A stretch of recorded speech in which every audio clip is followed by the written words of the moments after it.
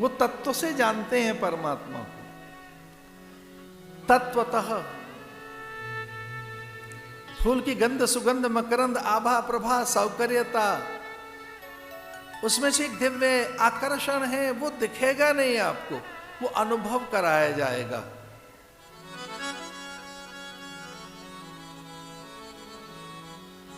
जैसे कि दूध के हर कण में घी है, पर निकालें कैसे? दूध में घी कहां है भाई? पूरे दूध में घी है, ऐसे निकालें कैसे? उसकी विधि है, उसे उबालिए, उबालने के बाद उसका दधे बनाइए। दधे भी ऐसे बनेगा नहीं, उसमें कुछ और डालना पड़ता। दधे बन गया, मंथन कीजिए, नवनीत माखन निकाल आया, फिर से आंच पर रख दीजिए, मक्खन पिघल गया, कुछ जो अलग अलग घटकें इधर और लोग घी एक और। इतना तो श्रम करना ही पड़ेगा। परमात्मा कहां है? दूध में से घी निकालने जैसा एक श्रम करना पड़ेगा। जैसे दूध में घी है, पर कोई विधि है। काकभूषुंड के पास आए गरुड़ जी,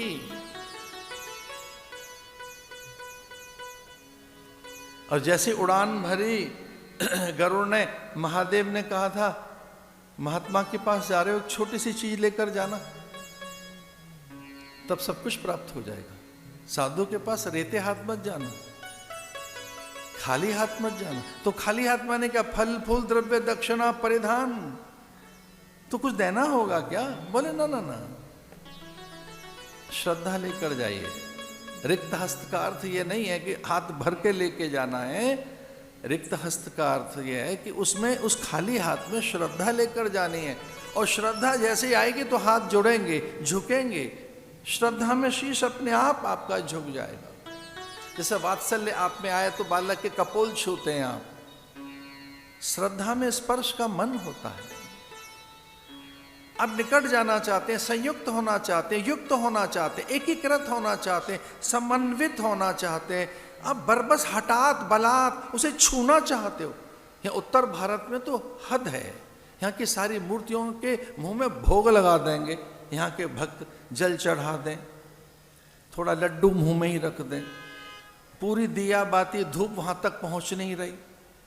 कितने मंदिरों में भगवान कांच में कैद हैं, छूने का मन करता है।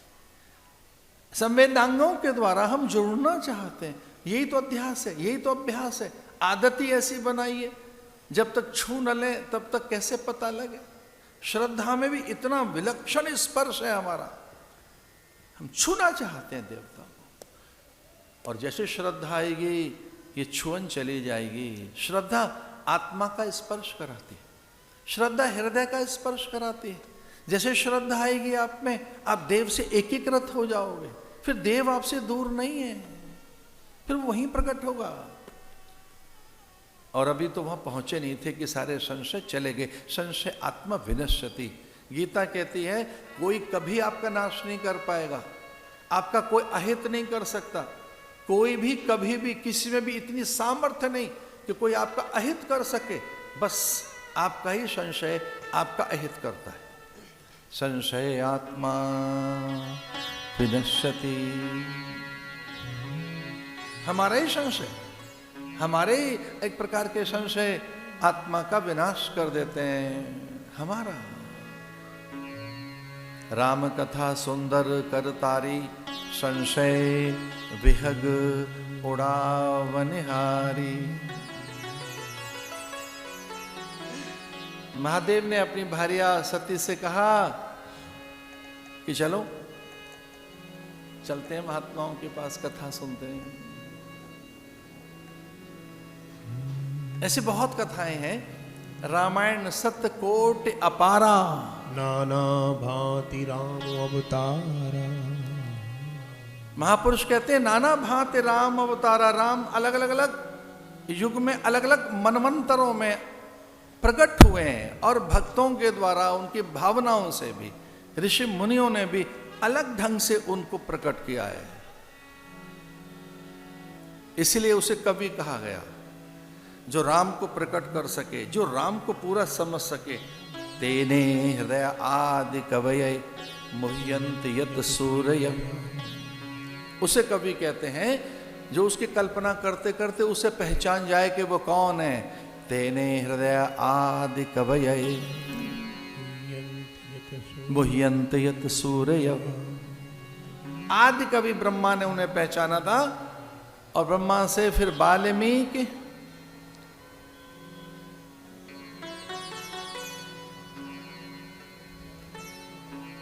इसलिए महादेव चल पड़े।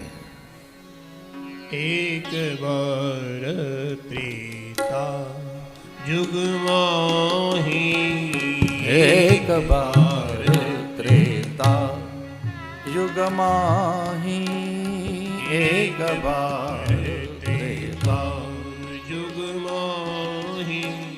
शंभु गए कुंभज ऋषि पाही, शंभु गए कुंभज ऋषि पाही।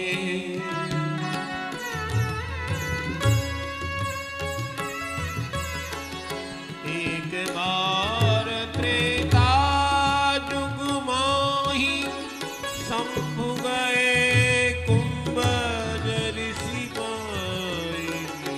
एक बार त्रेता जुग माही, एक बार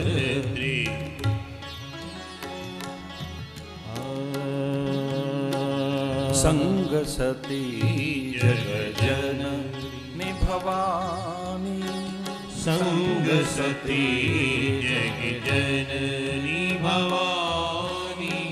पूजै ऋषि अखिलेश्वर जानी, राम कथा मुनिवर जब बखानी, राम कथा मुनिवर जब बखानी। सुनी महेश परम सुख मानी, सुनी महेश परम सुख मानी।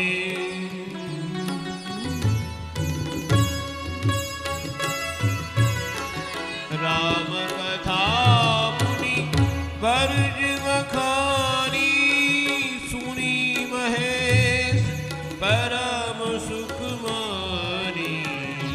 एक बार त्रेता जुग माही, सगमध निध गमध निध सा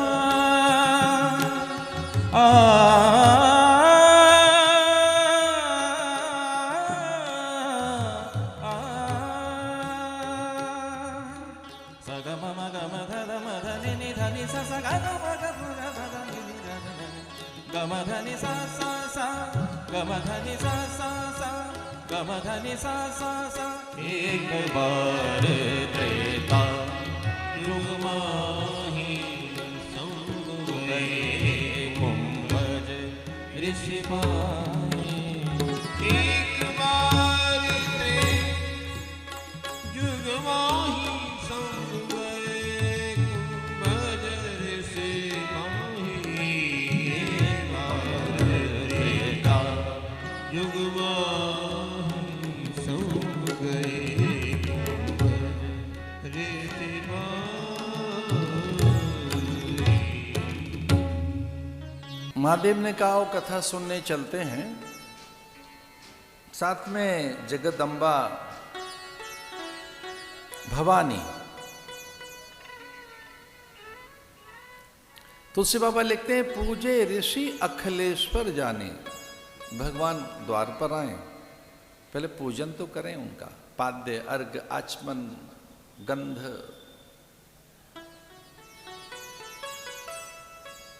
नैवेद्य निवेदन प्रतिवेदन प्रदक्षिणा प्रणाम, बहुत देर तक उनका पाद्य पूजन करते रहे। पराम्बा का भाई स्मरण करते रहे। ऊंचे से आसन पर बैठा दिया, यहां बैठी। बहुत नीचे से आसन पर बैठकर कथा आरंभ कर दी उन्होंने। ऊपर बैठो, आपको कथा सुननी है तो हम सुनाएंगे, कहीं बैठ के सुनाएंगे। आप ऊपर बैठिए, आपको सुनना है ना तो ऊपर बैठिए, महादेव हैं आप, हम नीचे बैठेंगे। ऐसा होता नहीं है, वक्ता तो ऊपर ही बैठता है। आचार्य माम विजानया। एक जगह भगवान स्वयं कहते हैं, कहीं कथा चल रही हो तो मैं उसमें बैठा हूं, माम विजानयात, मैं हूं वहां पूरी परंपरा है, वहां आचार्य हैं, अस्मदाचार्य पर्यंतम वंदे गुरु परंपराम, वहां गुरु बैठा है। कथा में उसका आदर कीजिए, क्योंकि वहां हूं मैं, मेरी परंपरा है, मैं स्वयं कथा रूप में बीज में हूं। मैं काव्य बीज सनातनम, काव्य बीज सनातन, मैं सनातन, मैं नित्य, मैं ईश्वर जो भी हूं वो कथा के बीज से ही प्रकट होता हूं।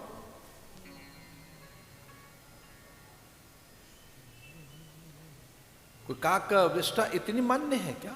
कौवे का बीट, कौवे का मल। हाँ, हमने सुना है गोबर तो क्या है, उसमें तो चमत्कार है। गोबर माने श्रेष्ठ, गौ का श्रेष्ठ पदार्थ ही गोबर है। बर कहते हैं श्रेष्ठ को, जो बर शब्द है श्रेष्ठ को कहते हैं गोबर। गो में जो श्रेष्ठ है, गौमय पदार्थ में जो सबसे श्रेष्ठ है वो गोबर है भाई।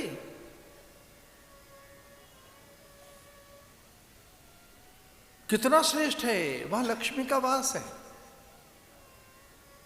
जब सब देवगण गौ में निवास करने लगे गौलोक में, तो लक्ष्मी को लगा हम क्यों जाएं, हम इतनी श्रेष्ठा, दिव्या, मुग्धा, रम्या, भवानी, मैं जया, श्रेष्ठा, अपूर्वा, वैभवशालिनी, ऊर्जस्वनी, ओजोवती, प्रभावती, अत्यंत श्रेष्ठा हूं मैं। लेकिन सभी जब चले गए, वो अकेली रह गई, तो गौलोक में गई, गाय से प्रार्थना की, गौलोक में गाय सत्ता से, गौ माता से, कि मैं कहाँ रहूं। उन्होंने कहा जहां अच्छा लगता हो वहां रह लीजिए। तो कहते हैं गोबर में वास किया हूं,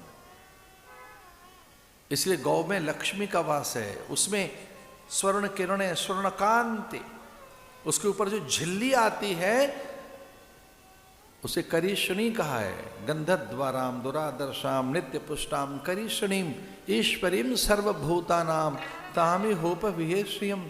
जो श्वेत श्लेष्म का झिल्ली गोबर के ऊपर आती है, सच मानिए वो गाय के गोबर पर ही आती है, अन्य गाय के गोबर पे नहीं आती। गाय के गोबर पे और अन्य गाय का अर्थ है देसी गाय ही गाय है।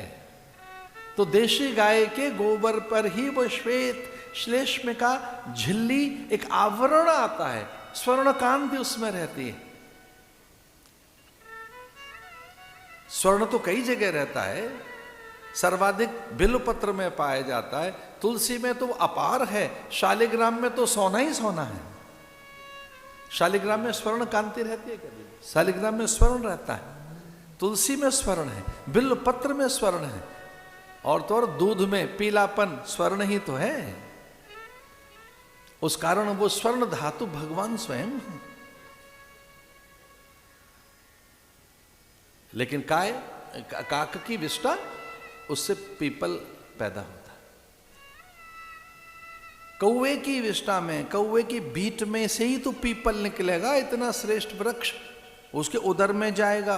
पीपल का कोई बीज नहीं होता है, कौवा उसे खाएगा और उसके फिर पेट में से पककर वो उसके मल से, विष्ठा से वो जब निकलेगा तो बीज बनकर फिर पेड़ बनेगा। पहले पेट में जाना चाहिए, परमात्मा पहले आपके मस्तक में जाए, उदर में जाए, चित्त चेतना में जाए, तब प्रकट होगा। काव्य बीज सनातनम, ऋषियों के द्वारा ही वो प्रकट होता है, ब्रह्मज्ञानी के द्वारा। इसलिए कहा गया है परमात्मा को जानने के लिए गुरु के पास जाओ, समत्पाणी होकर, साधन चतुष्टय सिद्ध होकर। जब तक साधन चतुष्टय सिद्ध नहीं है, गुरु के वाक्य समझ में नहीं आएंगे। विवेक वैराग्य लेकर, षट संपत्ति मुमुक्षा लेकर, इसका नाम है साधन चतुष्टय। जब तक विवेक और वैराग्य आपके पास नहीं है, मुमुक्षा नहीं है, और बीच में षट संपत्ति, शमदम उपरति, तितिक्षा, श्रद्धा, समाधान, इसका नाम है षट संपत्ति। इसी को संपत्ति कहा गया है। जब तक ये आपके पास नहीं होगी तब तक समझ नहीं आएगा कुछ भी। सुनी महेश परम सुख मानी। महेश ने कथा सुनी, ऊपर बैठाया, ऊपर बैठो, हम नीचे बैठेंगे। आपको कथा सुननी ऊपर नीचे से क्या लेना देना? मैं ऊपर बैठ के कथा सुनाऊंगा आपको, आप महादेव हैं। इतना तो बोध मुझे है कि जिससे बोध होता है वो सामने आया है। वंदे बोधमयम नित्यम गुरुम शंकर रूपिणम। आप मेरे गुरु हैं और गुरु बैठेगा नीचे, मैं बैठूंगा ऊपर। गुरु नीचे कैसे बैठ सकता है? वैसे भी गुरु संस्कृत भाषा में भारी को और बड़े को कहते हैं। जो बड़ा है किसी भी तरह से उसी को गुरु कहते हैं। जैसे माँ बड़ी है तो मात्र गुरु है, पिता बड़े हैं तो पिता गुरु है। कुछ देर के लिए उत्सव पुरुष भी बड़ा होता है कोई। एक बार के लिए दूल्हा सा ही बड़ा सा दिखता है, सब पैदल चल रहे हैं, महाराज घोड़े पे हैं। उत्सव पुरुष है भाई, थोड़ी देर के लिए उसे बड़ा किया गया है, इसलिए मंचस्थ है, उच्चस्थ है। थोड़ी देर के लिए सुपारी को गणेश बनाया गया है। सुपारी कहती है कुछ बना दो मुझे तो। भाई आप क्या चाहते हैं वैसा बना दीजिए ना, मैं तैयार हूं। इया गच्छ इहा तिष्ठ वरदो भव सुप्रसन्नो भव। ओम गणानां त्वा गणपति गुं हवामहे प्रियाणां त्वा प्रियपति गुं हवामहे निधिनां त्वा निधिपति गुं हवामहे वसो मम। मेरे अंतःकरण में आइए, धन धान्य समृद्धि शुभ लाभ रिद्धि सिद्धि तुष्टि पुष्टि लेकर ये पूरे कुटुंब कबीले के साथ मेरे भीतर आ। गणेश को कहा गया अकेले मत आना। रिद्धि सिद्धि आए, तुष्टि पुष्टि आए, शुभ लाभ आए, आमोद विनोद प्रमोद भी आए। घर में पैसा तो आ गया, विनोद नहीं है, आमोद और प्रमोद नहीं है, उत्सव नहीं है, परस्पर प्रीति एकता मैत्री नहीं है, एक दूसरे से बोलना बंद कर दिया है, पैसा आ गया है। ये क्या है भाई आपके घर में? इतनी समृद्धि आई है, कमाल है, बहुत बड़े हो गए, बोलना छोड़ दिया एक दूसरे से, अच्छी तरक्की की है। तो क्या आना चाहिए? वसो मम, मुझ में बसिए, मेरे घर आइए। इहा गच्छ इहा तिष्ठ वरदो भव सुप्रसन्नो भव। अब सुपारी की पूजा कर रहे हैं कि गणेश की? हम तो गणेश को बुला रहे हैं। हम तो कलश में जल रखा है, देवताओं को बुला रहे हैं। कलशस्य मुखे विष्णु कंठे रुद्र समाशतः। कलशस्य मुखे विष्णु, कलश के मुख में विष्णु का ध्यान किया जाता है। कंठे रुद्र, नीचे ब्रह्मा का, सप्त सरोवरों का। भोर में यही करो। भोर में उठते ही घर की कुमारियां, तरुणियां, किशोरियां, युवतियां, प्रौढ़ाएं, वृद्धाएं उठें, स्नान करके रंगोली बनाएं, अल्पना कीजिए, दीपदान कीजिए, भूमि का सम्मान कीजिए, आह्वान कीजिए हमारे घर में आज समृद्धि आए, धन धान्य आए। अग्नि का पूजन करो। भोर में जो अन्न बनाया है उसे निवेदन करो, प्रतिवेदन करो, उसे प्रसाद बनाइए, तुलसी दल डालकर भगवान को समर्पित करो। अग्निहोत्र कीजिए, प्रतिदिन अग्नि का आह्वान करो। अग्नि मिले पुरोहितम, हमने अग्नि की पूजा छोड़ दी, गौ ग्रास निकालना बंद कर दिया, देवगणों का भाग छोड़ दिया हमने, भूमि पूजन कब का बंद किए बैठे हैं। किसी को याद तक नहीं कि भोर में पहले हर भारतीय को भूमि की पूजा करनी चाहिए। भवो भारावताराय, घर के सारे भार उतारने के लिए भगवान हमारे घर आए। भूमि, तेरा परिचय परमात्मा से है, तू भूदेवी है। माता भूमि ही पुत्रो हम पृथिव्या। विष्णु पत्नी नमस्तुभ्यम, तू विष्णु पत्नी है।